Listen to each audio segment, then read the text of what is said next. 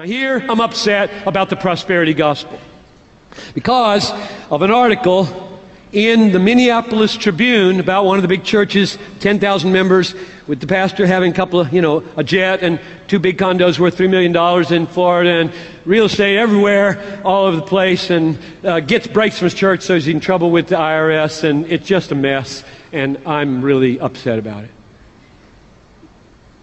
Because in the article, one of the leaders was quoted about being the salt, and I just hit the roof. I just went ballistic.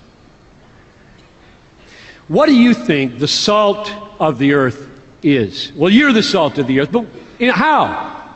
Let's go to Matthew 5. Quick. Matthew 5.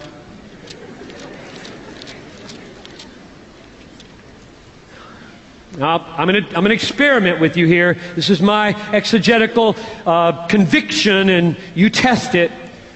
I'm going to define for you the salt of the earth in terms of God is the gospel. Because I see that in this text in Matthew 5:11 to 16. Blessed are you when others revile you and persecute you and utter all kinds of evil against you falsely on my account.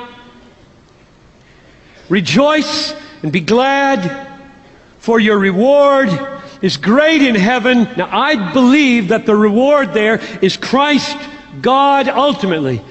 I believe in degrees of rewards in heaven, but ultimately every reward is leading to God, and He is the final reward. So, because we have an all-satisfying, glorious, final, high treasure called Jesus Christ or the Father in heaven, we can rejoice in the midst of persecution. Rejoice and be glad in that day, for great is your reward in heaven, for so they persecuted the prophets. You're the salt of the earth. Now, what do you think the salt is? If you just let it flow, let it flow. I'll tell you what it's not: wealth. And here's why. Prosperity gospel is no gospel because what it does is offer to people what they want as natural people. You don't have to be born again to want to be wealthy, and therefore you don't have to be converted to be saved by the prosperity gospel.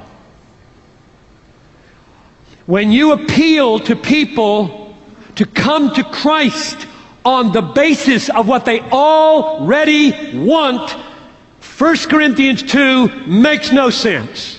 The natural man does not receive the things of the Spirit. They are foolishness to him. Therefore, if you offer to people what they do not consider foolishness in the natural man, you're not preaching the gospel. And the prosperity gospel offers to people what they desperately want as fallen people, gives it to them, and grows huge churches. And we export it to Africa and the Philippines, flying in with our jets, bilking of their money, and going back to our condos worth $3 million.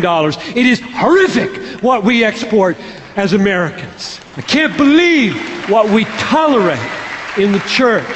So I'm on a crusade to crucify the prosperity gospel. I hate the prosperity gospel because I love the glory of God.